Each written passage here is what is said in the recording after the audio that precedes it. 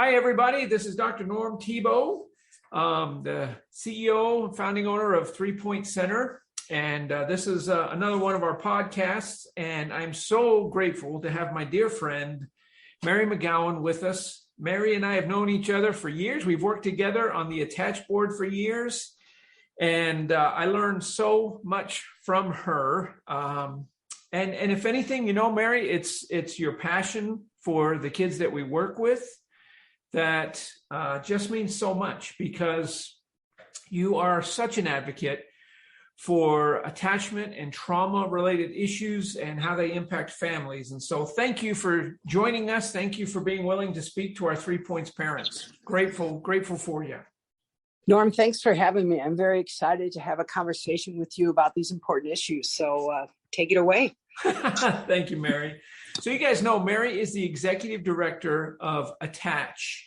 And you've heard us mention Attach in these podcasts and then when we're speaking to you, but attach.org. And that is the Association for Training on Trauma and Attachment in Children. And Attach is near and dear to my heart.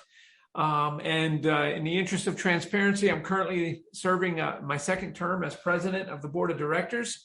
And it's such an honor to be affiliated with so many wonderful people who are passionate about the needs of families just like yours. So kicking it off, Mary, how did you become involved in attachment and trauma-related issues yourself? Well, I think what started for me was when I started doing foster care very, very many years ago. And I learned quickly that the children that I had in my home weren't typical children, if you will, and had a lot of different issues that I didn't know how to handle, quite frankly. Even with a medical background and a background in psychology, I didn't know what I was doing. Yeah. When they started, being disruptive and doing things that I wasn't familiar with. And so that kind of got me going on looking into it a little bit more, finding out if there was something that I didn't know. And I was in the field working for NACAC, which is the North American Council on Adoptable Children. And I was at a conference in Denver, and I was approached by a couple of Attach recruitment folks. They had their eyes on you. Yes. So that's awesome. And that's kind of what brought me full circle to the Attach organization itself. Yeah. So, and forgive me, I don't know. When you came on, did you come on as a member, or did they recruit you to be the executive director from the get-go? They did recruit me to be the ED from the get-go, yes. And so here I am at another conference and, having these conversations on the side, some informal interviews in the evenings in Denver. And I fell in love with the work. I went back, I looked up the website and just saw that this was the missing piece and the work that I was starting to do in my own life with my children, and realized that in my mind, all foster and adoptive families need this type of information, and therapists and anyone really who works with children and youth. And that really just got my passion going, and it just kind of went from there. Yeah. So as you think back, and I don't know if you can answer this question, but as you think back on what you learned and started to put together, does anything stand out to you significantly, Mary, as far as things where you go, wow, that makes total sense? I think one of the biggest things is that just saying you're safe now, this is your forever family, wasn't enough. That this was a whole brain-based concept where the brain actually changed. And the children and youth weren't able to access that part of the brain when they were dysregulated. That was mind-boggling to me.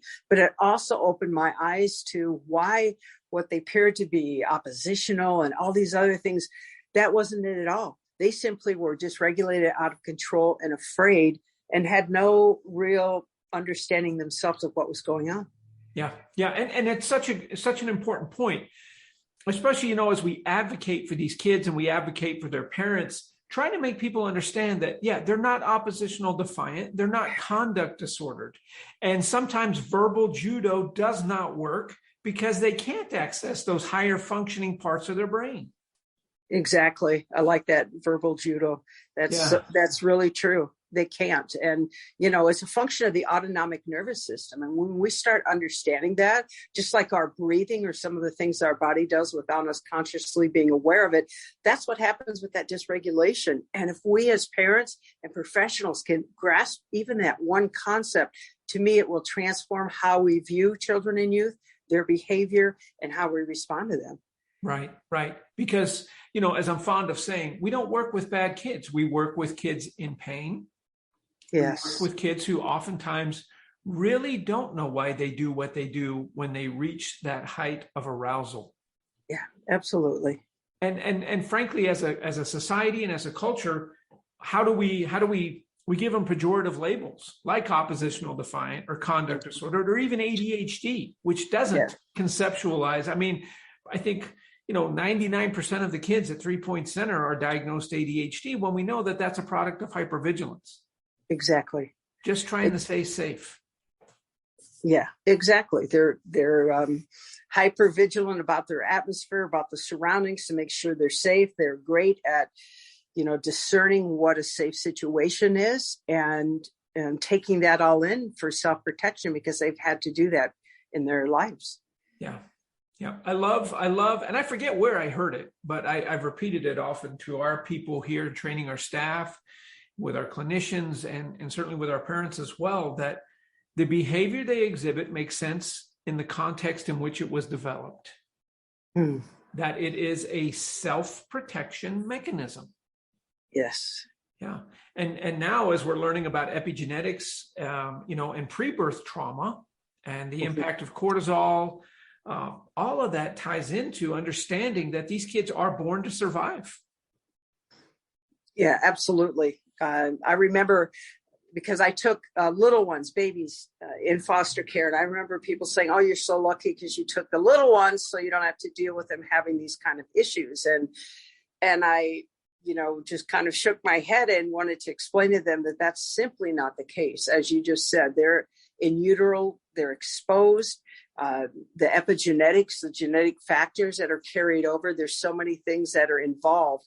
And I didn't take them for that reason. I took them so that I could work with them and make that connection and build those neural pathways with contact and touch and getting those mirror neurons moving so that they felt connected to another human being.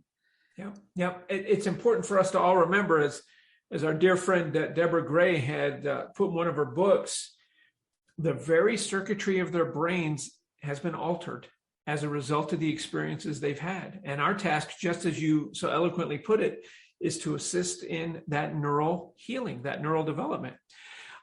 Mary, question for you. And you know, as we on campus, we don't use behavioral methods. We're not striving for compliance. We're striving for relationships. Yes. You know, connection before correction. Mm-hmm. From your experience, why do you think behavioral methods don't work with these kids? I think it has to do with executive functioning and delayed gratification. So, for example, executive functioning might be a 2 or 3 step process. Our children don't necessarily do that. A great example is if we say, go clean your bedroom, and they go in there and it's overwhelming, like one I'm looking at out of the corner of my eye right now. It's, you know, they step in there, I step in there, and I'm dysregulated. So they can't process that. Now, if we were to say, go pick up all your dirty clothes and put them in the dirty laundry basket and then come back, and then it's like, pick up your stuffed animals. If we do step by step with them, it helps. Yeah. And with behavioral modification, a lot of times it's focused on the negative. If you don't do your homework, you're not watching the movie tonight. Yeah. And we need to state things in the positive, you know, hey, let's get your homework done because tonight's movie night and it's your night to choose the movie. You know, what a difference in just how we present it and how we say things.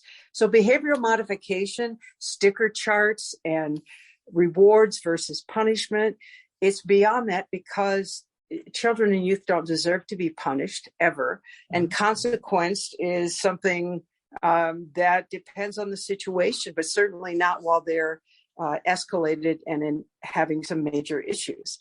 So, you know, to be able to have delayed gratification is an advanced function that a lot of our children and youth don't have.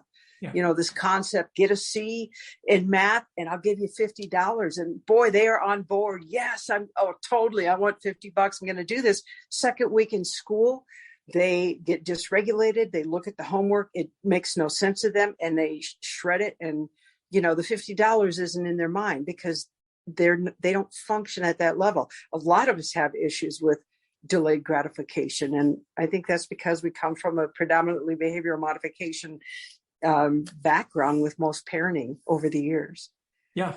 We had a friend of both of ours and a colleague of both of ours, Dr. Art Becker-Weidman, on a couple of podcasts ago. And he said, for most of us, traditional parenting worked okay. But for these kids, it's got to be therapeutic parenting. And, one of the other things that I think about when it comes to this idea that behavior mod doesn't work is because it operates typically, just as you said, on principles of loss. If you don't do this, you will lose that. Now, if our goal is to help our kids relax into our compassionate relationship where their limbic system can relax and they're not on guard, then we don't want to set them up for a situation where they could lose something else because they've had so much grief and loss in their lives that's unspoken. And to set them up that way, I think, only serves to continue to activate that limbic system. I've got to do this to get this, and I want this. And rather than just relaxing and realizing it's okay, you're not going to lose anything. I think that's such an important point. And one of the most common things I hear from parents is, okay, they did this, so I took away their toys and I took away their videos and then I took this away. Pretty soon their room's bare. I took off their doors, literally some of them. Yes. And it's like they don't seem to be fazed by it. Well, they're not. They're not because they've shut down because you are feeding into that whole loss, which is actually exacerbating their situation, making them feel worse about themselves, their self-esteem. And so those kind of things clearly don't work with our youth. Yeah. And then part of the challenge, and I guarantee this is going through some of our parents who are listening to this podcast going, so what does work? Because they're exasperated. Our parents are, we just want to keep them safe. We want to keep their siblings safe. That's always a challenge. We want to, Yes. have a calm household if at all possible. What should adoptive parents know about keeping people safe and managing those moments of dysregulation? Well, I think physical safety is always, something in the forefront, because if you're not physically safe for the other children and youth in the house, then you have a major issue. So you need a game plan, where what will happen if someone escalates so that the children can go a certain place. Now, when there's two parents, it's easier because one parent can tag team and they can take a child or the others out and maybe go for a walk or do something. But when you're a single parent, it's another situation. So if the children are old enough, you want to try to separate them so that they don't become hurt or traumatized by observing aggressive behavior. The thing that's so important for me to learn is to not isolate the person that is, dysregulated. So you want to stay at arm's length. You want to be distant from them, but you want them in your line of vision. Yeah. This isn't the time to say, go to your room and think about what they've done. They can't think about what they've done because they're not, regulated to even use that part of their brain.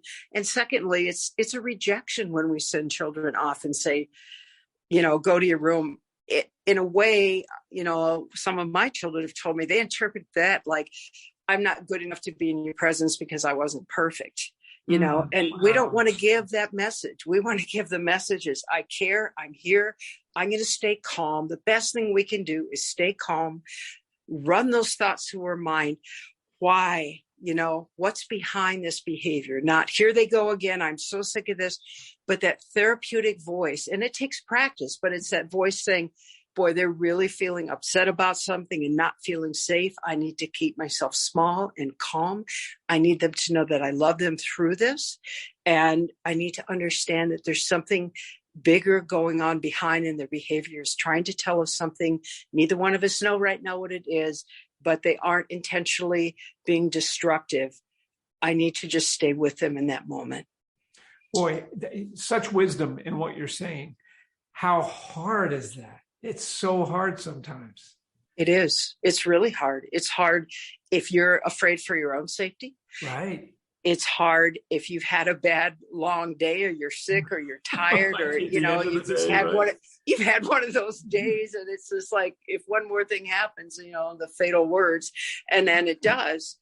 And so we don't always respond. I remember examples where I did that and it worked. I remember times where a great example is when I first joined Attach, and I was going to have our very first board meeting virtually, because, we're spread out all over North America. So I am all excited. I'm nervous. I want to impress the board, right? I'm there less than a month. So I'm getting ready for the meeting, and my son's school calls and said, he's absolutely out of control. You need to come and get him out of here. Oh. And I'm like, no. And I get off the phone and I get myself worked up. Did I regulate? No, I went right with it. And it's like, this is just great. I started all the timing. I went right down the rabbit hole. And by the time I'm driving, I called our president at the time, and she's like, don't worry, just take care of it. And I said, I'm just going to get him in the car, and then I'll turn it on in the car, because and then I can jump in. And she's like, just do what you need to do. So I had myself so worked up. By the time I got there, I actually just regulated him more. So I'm like, you need to get in the car now.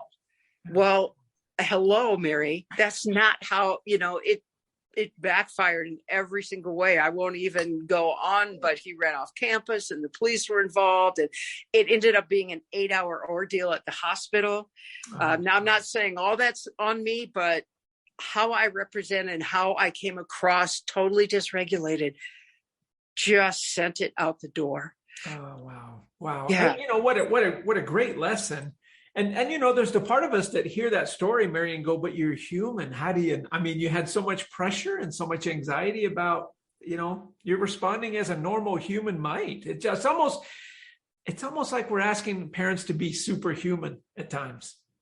Yeah. And, that's one of the reasons I share that story, because we're all human. No matter what our background, my background in clinical psychology and counseling doesn't mean a whole lot when I'm being a parent and I'm being challenged and things that are important to me. So I need to do the same thing that I ask other parents to do. Stop and think about what's going on. How am I impacting by my expression, by my body language?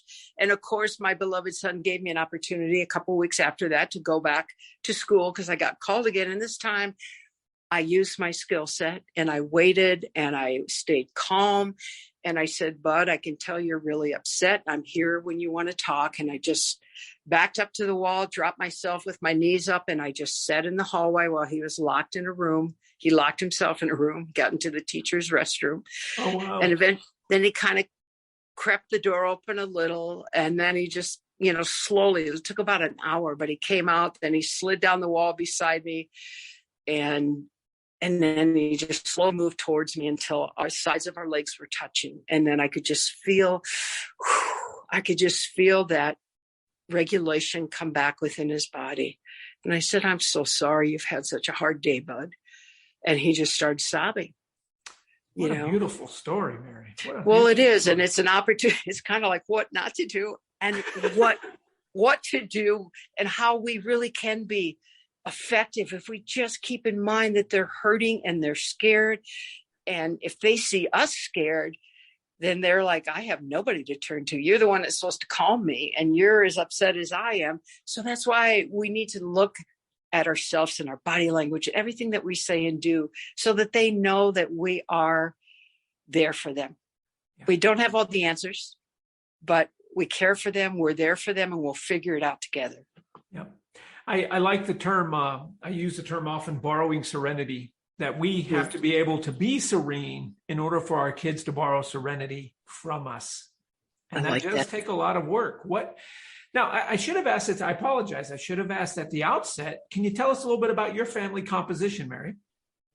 Yes. So I ended up adopting 5 children from foster care. None of them are bio siblings, but they're all very close. They're now 16, 19, 21, 23, and 25.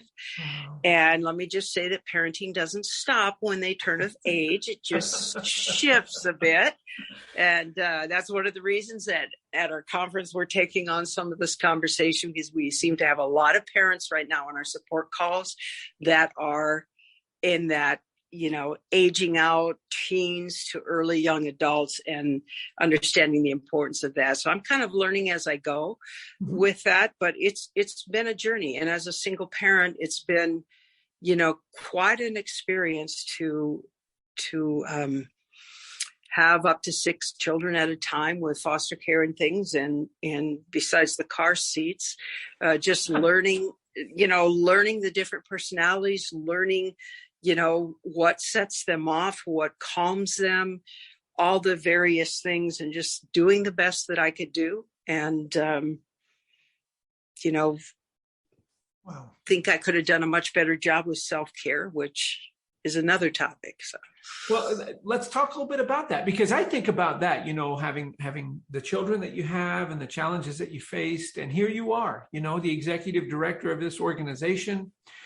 And how in the world did you do it? So, the self-care piece, can you speak a little bit to that, your own experience with that and what you recommend? Yeah, I can. And again, from the what not to do and what to do. So, starting out, I felt like, well, our children and youth, we don't need to send them to respite. We don't need to do these things because they need us. We need to be there for them. As I was slowly, burning out and just losing myself, I realized that for a long time, I lost my identity. I was a mom and I was an executive director. Yeah. But the other parts of me, the music and the humor and just, all the sports, all the things that were my life before, I just shelved. And then I really didn't have as much to give. So when I started realizing that and turning things around, I started putting things on the schedule for me and literally putting it into my calendar.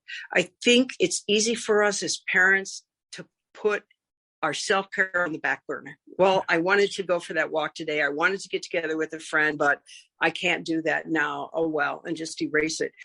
I find if I put it in my calendar, like a scheduled appointment, I'm much more apt to do it. And I come back refreshed and rejuvenated, and it reinforces the fact that this is why I need to do this.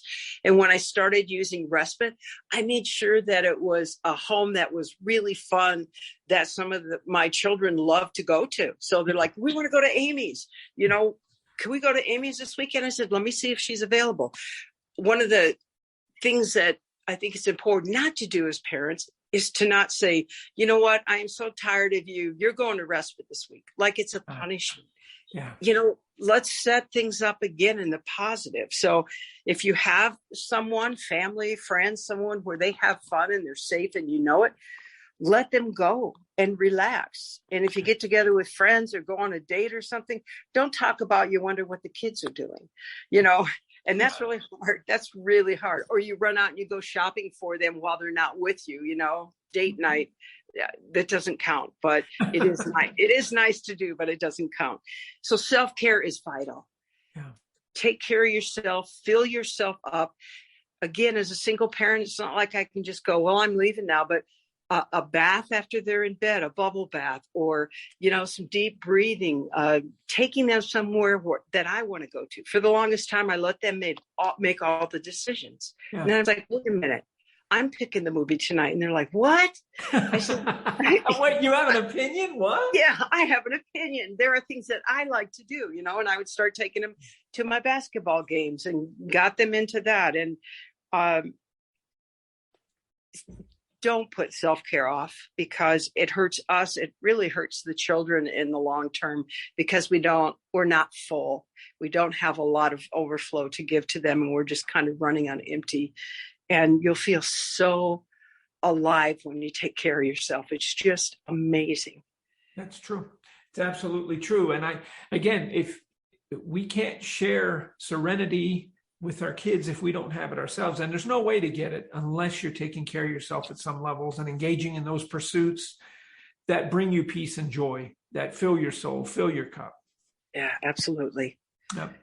So as executive director of Attach, Mary, you've been exposed to our large variety of educational materials. We have some of the best speakers, some of the most respected speakers who come to our conferences.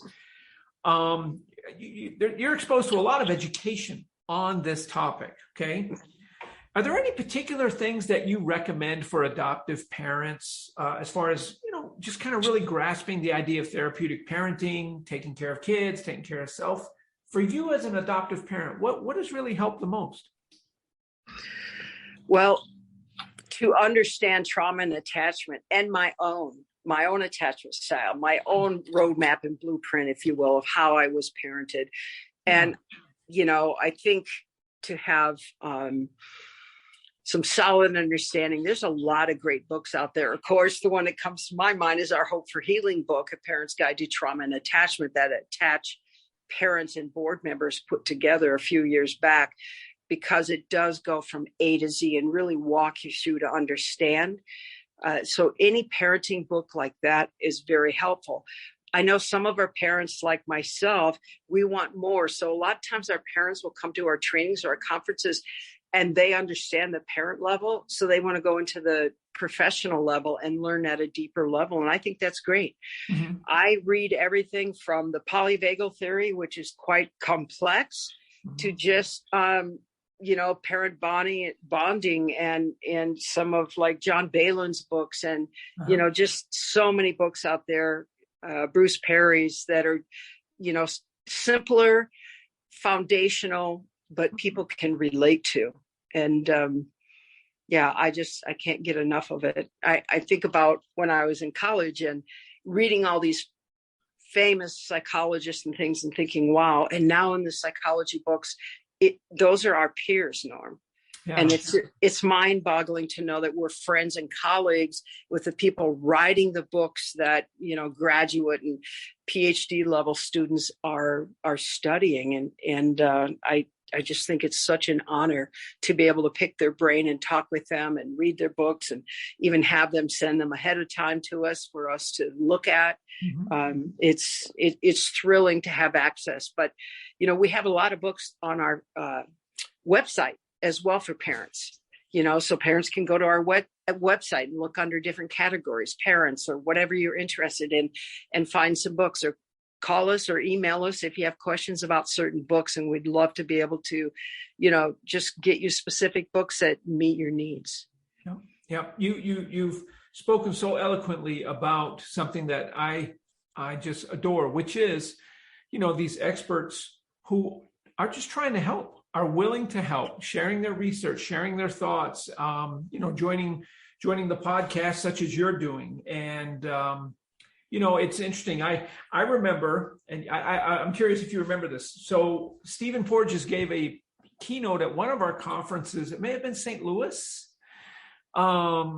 Anyway, and he said, what I'm teaching you today is not typically taught in graduate school or medical schools, but it will be in 10 years. And this was 5-6 years ago. Mm-hmm. And my son is getting his doctorate at Duke, and they're talking about polyvagal theory now. And I told Stephen that. I said, you were off by about 5 years. They're talking about your stuff now in graduate schools, and it's just wonderful. We're the recipients of this wonderful research. We really are. And I think to stay on top of it is a challenge for any organization like ours. And yet I pride ourselves in doing that, such as just recreating our advanced training so that it is more inclusive and so that it brings in some of the most cutting edge research, because it changes constantly, as you said. And we need to stay up on that. So we're teaching the latest information that is out there to try to provide the best tools that we possibly can for our parents and our professionals alike. Yeah. The advanced training that Mary is referring to really is designed for clinicians, those working on the front lines with kids. And the sad reality is, as many of you know, that less than 25% of clinicians really are considered adoption competent. And so the Attach organization, we've put together these trainings to really go in depth with a lot of the things we talk about with you parents, about the neuroscience behind what's going on, the epigenetic theories, polyvagal theory, and how they can better serve their clients. And, you know, I Attach joins me in being passionate about the fact that we feel like the entire field of psychology and mental health has marginalized adoptive and foster families for decades, rather than really hitting on exactly what they need. And an example of that is the developmental trauma diagnosis. That's still not in the DSM. And until it is, insurance companies aren't going to work with our kids at an appropriate level. And graduate students are not going to be taught about developmental trauma typically, because it's not in the DSM, which is the Diagnostic and Statistical Manual of Mental Disorders that most licensed professionals use to cluster symptoms and create diagnoses. So off on a tangent there, I apologize, but I just get so passionate about that how we as mental health professionals have ignored this population for the longest time. And it's frustrating, but Attach is helping to change that narrative. Absolutely. Well, we definitely are working hard, and there are many other organizations out there doing the same thing. And I think as we continue to work together and get this information out to as many as we can, we will make a big difference in the lives of children and youth and families. You know, of course, I'm a child advocate first and foremost. That's just what drives me. That's my passion, my calling. And yet as a parent and watching other parents, I have such a heart for parents, because we need help too. We need support too. We can't just like give, and it's all about your children and it's all about doing the right thing. We need to take care of ourselves too. And that's one of the things, you know, that we do at Attach is we have parent support services, you know, where we have parent support groups every month on Zoom online. So no matter where you are, you can hop on, make connections. If you need to mute the sound because of the noise from the children in the background, you mute it. You can type in what you need to say.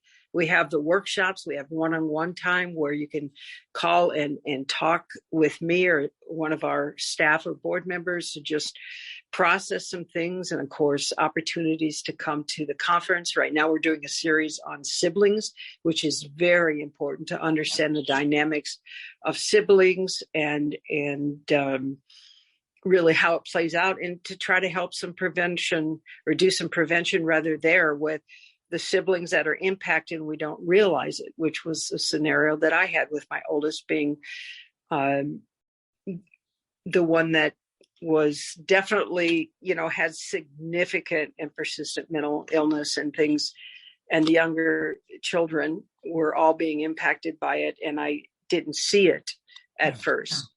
And so to have her go and get help in a residential treatment center was very difficult. I felt like I was failing and things. But what I realize now is when you try everything you can and the people in the house still aren't safe, then it is time to do something different. And of course, we all wish, Norma, I'm sure you wish you could work yourself out of a job, if you will, you know, where we wouldn't need out-of-home placement.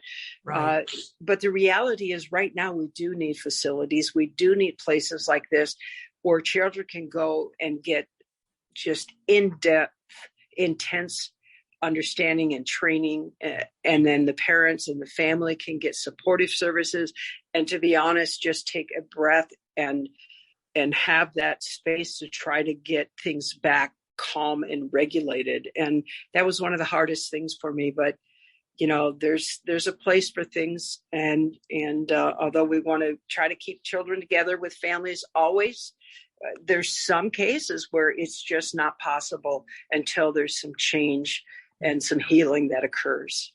You know what? You spoke almost verbatim. That's so interesting, Mary. And I shared this story actually with some of our students today in creating 3-Point Center back in about 2003. I mean, I was really starting to get passionate about this long before we opened, but I had a conversation with Dr. Joyce McGuire-Pavo. Mm-hmm. You know, Joyce. Yeah. She's an adopted person herself, an adoption researcher, adoption author, and she's a professor of psychiatry at Harvard. And I said this very thing to her that you just brought up, which is, Joyce, I see the need to have an adoption exclusive treatment center, but from my mind's eye, I cannot conceptualize the parents aren't there. They're so important. I said, how do I make sense of that? And she said, Norm, when the system is overwhelmed, when safety is an issue, when the clinicians at home aren't sure what to do, and when the parents aren't sleeping, things are spinning out of control. They have to have a place where you can go. They can take a break from one another. You can educate the parents on therapeutic parenting versus traditional parenting. Yes. You can teach the child why they do what they do and help them make sense of their history. And then you bring them back together and you integrate them. She said, nobody's doing it. And that's why you have to do it. And interesting. Yeah. It really, really set me on this path. And it just kind of ignited that passion I have for helping these families. So anyway, what you said, it just so dovetails so nicely with that. Well, that's ironic because we didn't even discuss that ahead of time. It was just, it's just something that I know I am grateful. If there wasn't residential treatment centers, my family would look very different, Yeah. So your own experience, and as an executive director of Attach Mary, you're hopeful that there is healing, there is neural healing, that these things can change over time. Why are you hopeful? Well, I'm hopeful because I've seen it myself with my own children and youth. Yeah. I'm hopeful because studies show, from PET scans with dyes in the brain where they show children that, there's hardly any activity in their prefrontal cortex, to getting them in a nurturing environment and then watching that area just explode with color. So we know that we can activate the part of the brain that hasn't been activated through the developmental trauma and attachment. I think one thing that's really important to know is this is a lifelong journey. And it is something, it's not an overnight switch. You don't go to somebody's 2-week intensive and you're healed. It doesn't work like that. When I started out, before I got understanding and trained in trauma and attachment, I would kind of compare my children to other children. And that was one of the biggest mistakes I could make. When I realized each one has their own neurodevelopmental process and where they're at. And so each one I compared to themselves, period. Not another 10-year-old, not another 14-year-old, but to themselves. And so things such as, my youngest one falling on his bicycle, ripping his knees open and screaming and raging out of defense. And because that's the only feeling at first when they're little, they show is that anger and rage. Going from that to crying, "Mommy, help me," and, wiping it and cleaning it and giving a Band-Aid and holding him while he cried. That is healing. That is attachment foundation beginning to build. Yeah. And those are the things that we have to tune into, not these big, huge, they threw a tantrum. Another one of my children went 2 years without raging, without dysregulating. 2 years. Now, did I want it to happen 2 years later with the destruction? No, I didn't. But when I look back at it, that is the longest he had ever gone, ever. It used to be weekly, sometimes daily. 2 years he went. These are all signs of healing, signs of connection. When they connect with you, and that's why, I'm sorry, this is my soapbox now. Play with your children, hang out with them, have fun. Don't have everything be like, what were your grades today? Did you do your homework? Eat your peas. It's like, let's go dance. Let's go outside and play. Let's lay on our back and look at the stars. Build that fun, that relationship, so that you have a foundation for when those other things do come. You have a foundation because now you've built a connection. You've built that relationship that you talked about, Norm, at the beginning. That relationship has to be built. You can't just come in and start, asking them to make changes when they don't know who you are, when they don't even care what you think. Yeah. The relationship is more important, and it will heal more things than any amount of consequence or planning or sticker charts or anything that you could possibly contemplate. It will make the difference. Have fun, play, be curious with them, respect them, listen to teens. Oh my gosh, listen. It's like, well, you need to do this. Well, you're going to graduate. You've got to get these grades. And I'm saying this again from learning, rather than just spewing at them all the things they need to do. I needed to be honest, just shut up, Mary, and listen. Listen, what do you guys think about this? Tell me what's going on.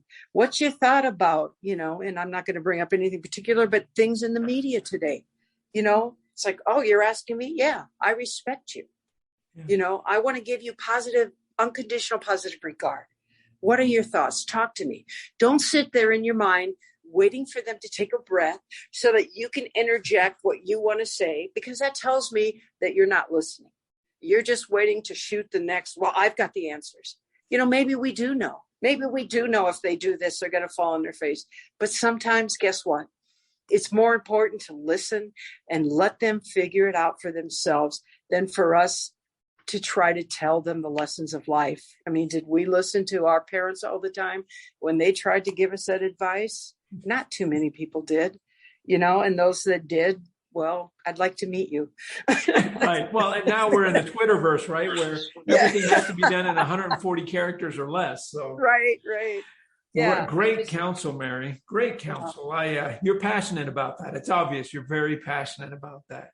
And what's interesting is what you're talking about really dovetails nicely with the DDP model that we use here, Dan Hughes' work, being playful, being accepting, being curious, being empathic. All of that ties into it. It really does. I mean, that will get you so far in your relationship, and it's fun. And you start enjoying your child instead of dreading every conversation or dreading every interaction. And I'm not saying everybody's at that point, but I know some of you out there are. You get to that point where it's just like, oh my gosh, even hearing your name causes me stress. And that hurts, to be honest about that.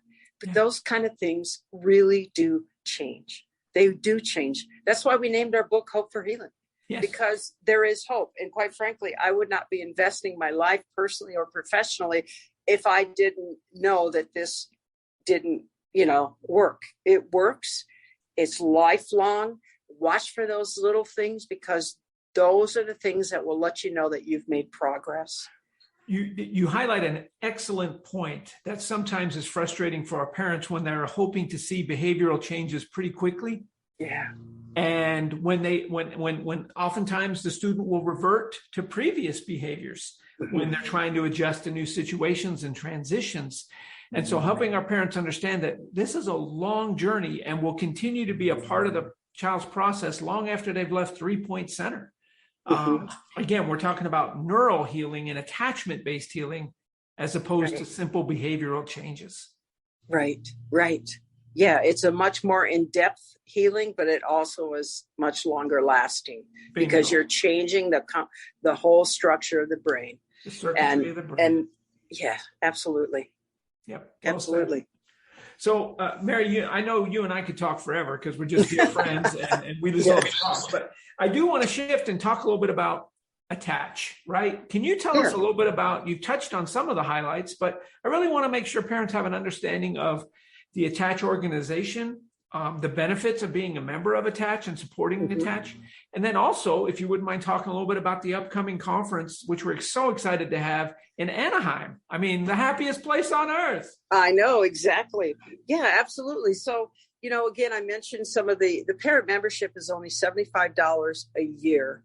And it gets you, again, the support calls, the one-on-ones, access to trainings, libraries, discounts. You can apply for an actual registration scholarship for the conference. So, the registration would be free if you accepted, if it was accepted. We do first come, first serve. We still have a few left actually for this conference in Anaheim this fall. I think that Attach caters to parents. Now we cater to professionals too, but let me just say, when we were at our conference, from the first conference I stepped into in 2011 in Omaha, Nebraska, I began immediately to put some things in place. Parent mentors. So we have identified parent mentors at our conference that walk around and look for distraught parents or parents that just need to talk because they've just heard something. We do parent debriefings at our conference. So after each day, we get together with therapists. We sit in a circle with the parents and just say, oh boy, this is what I heard. You just described my daughter, that kind of thing. We have parent night where we want to spoil our parents. Sometimes, we give food, we have massage. Sometimes we go out and do things for cheap, in the area. We're thinking of going to downtown Disney, which is free. And then there's shops and restaurants where we can hang out. We really work hard to meet the needs of our parents. Our conference is for everyone, and that's something unique about us. We have clinicians, we have these folks, Dr. Bessel van der Kolk, we have, Stephen Porges, we have all these people side by side where a parent like you or me could just walk up to them and say, excuse me, can you da-da-da? And they're more than willing to talk with you. The networking and interconnection relationships that are built is phenomenal. You come to our conference, besides the education, there's a welcome, there's a party with music and dancing. There's fun. There's yoga, you name it, we have it, because we want it to be more than you go to workshops, you go back to your hotel room, you crash, you get up, you go to workshops. We build in all sorts of fun things and networking opportunities. It's a pretty unique conference. Our parents, once they go to one, they realize it's a vacation. And so they start planning ahead for the next year and, get respite for their children and youth. And they come and they meet with parents. The parents they meet on the phone calls, etc. They get together and they make these long distance friendships, which is fantastic. And so they say, of course, I'm going to be there next year. I already have my respite lined up. And of course, this year with the conference, for the first time, we're adding a young person youth track on Friday and Saturday. So some of you parents, if you have a teen or young adult at home, you can bring them this year and they can actually attend the youth events and hearing from other youth and young people who have gone through foster and adoption, who have gone through attachment disorders and disruptions and things, and really to show that there is hope and that change can happen, and to hear their stories from lived experience, as we call it. Yeah, wonderful. And I will say, for myself, if I had to pick one event or one intervention, one educational opportunity for me every year that I cannot miss, that I get more out of, it's the Attach Conference. And that's not disrespecting other conferences that I attend, but for me personally and professionally, I get more out of our conference than any other single event that I attend. I just am so passionate about it, and it's what we need. And we, are so grateful for your leadership, Mary, and, for the wonderful people on the board that you and I get to rub shoulders with. Yes. So it's such devoted, wonderful people.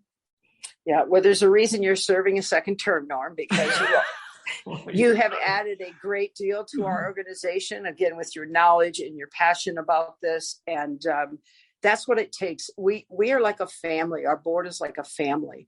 And it's hard to explain to people, but we care and we go out of our way to solve problems and issues that come up, needs and requests that people bring to us. If we can, we will fill those, because we know the importance of taking care of our families and taking care of our children and youth.